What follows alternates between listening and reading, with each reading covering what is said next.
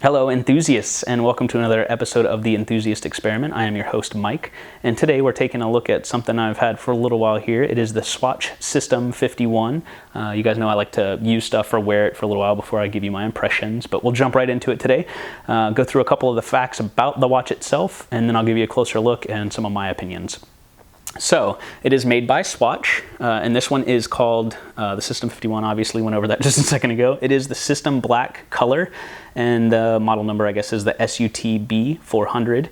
So why they call it the Sistem51? It's actually made up of 51 parts, which I'll show you on the back. We'll flip it over and you'll see a little bit better look. It has one central screw, which kind of holds the thing together, 17 pending patents, a 90-hour power reserve. It isn't automatic, so that means it's self-winding, which is pretty cool. The case itself is plastic, the strap is leather.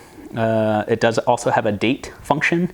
It's accurate to plus or minus 7 seconds a day, which is pretty phenomenal for a watch in this price point. It's entirely assembled without humans or human hands, no human touching, which for an automatic is the first time this has ever been done. It is hermetically sealed per usual with Swatch, I think. 19 jewel movement. The red dots on the front actually denote 6 of the jewels, which I'll show you when we get a little bit closer there. It is a 42 millimeter wide case, so a little bit bigger, modern size watch, which is perfect for me. They retail for around $150, and they claim to have 30 meter or 100 feet water resistance. I have not tested that myself, nor would I. I don't think you should worry about it like if you're washing your hands or anything like that, but I wouldn't even take a shower with it. We'll get into that in a second. And the weight is super light at 30.8 grams. So, cool packaging. We'll take a look at that first, and then we'll get out of the way. Nice box, Swatch. And on the back, you'd be able to see the back of the movement itself. And then it has all your information on the bottom here. That's pretty much it. And then it comes in a cool case. And all this, the black and white stuff, is just like the instructions and, wordage and stuff like that. And then a little card for, I believe, the warranty information. But yeah, pretty plain, simple Swatch packaging. Really cool Vertigo-esque design. Reminds me of Zakk Wylde. For those of you that know who that is, you'll get the reference right away.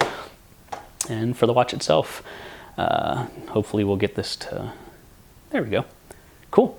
So you could see the little red dots there. That's talking about, denote the location of a couple of the jewels in the movement itself. We got the date window, hands. It does have a little bit of lume around the outside edges here in the hands. It's nothing to write home about, but it's there.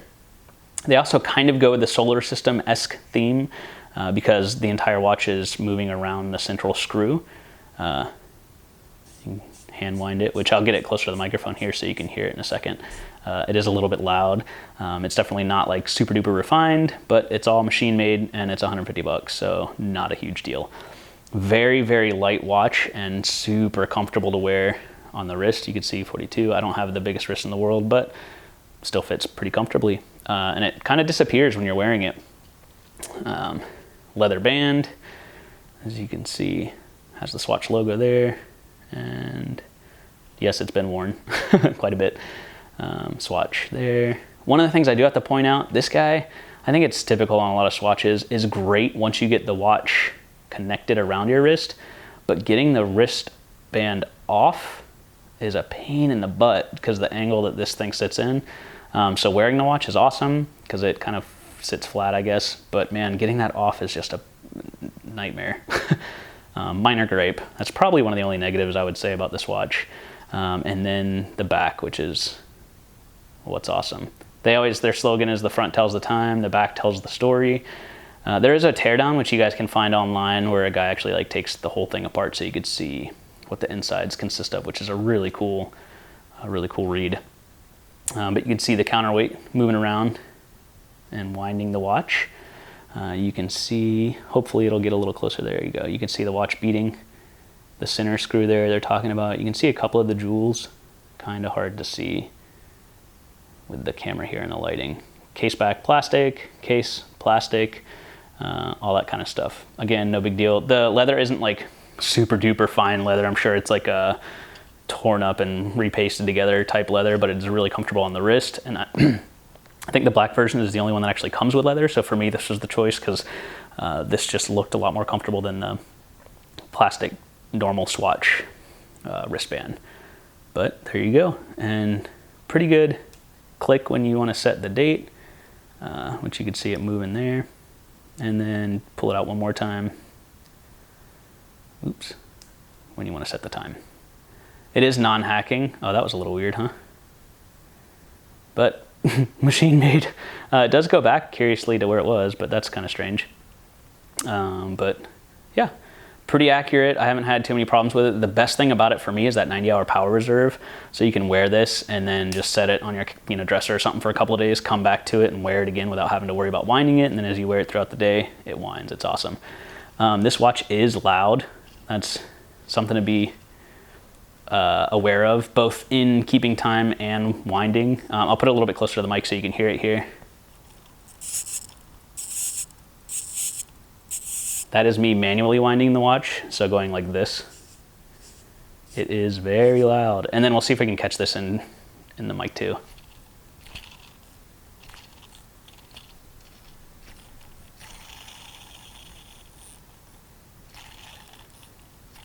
Hopefully you guys can hear that. I don't know, but that's just me flicking the watch and having it actually like wind itself. It does a nice little zzz.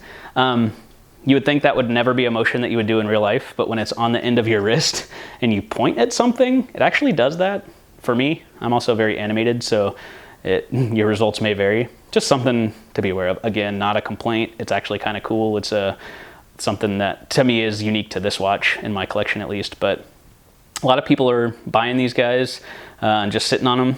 I'm wearing mine. It is plastic, so it may get beat up. I don't mind, for a watch at this price point being automatic and completely machine made. It's just really cool. It's a step away from normal automatics that are revered for their, human touch. This is something that's kind of the opposite. It's pretty cool. And it's a testament to technology, which is a field that I work in. So for me, it's kind of fun. It's as nerdy as, when Quartz came out. However, it still has the romance and beauty of automatic. So it's a cool culmination.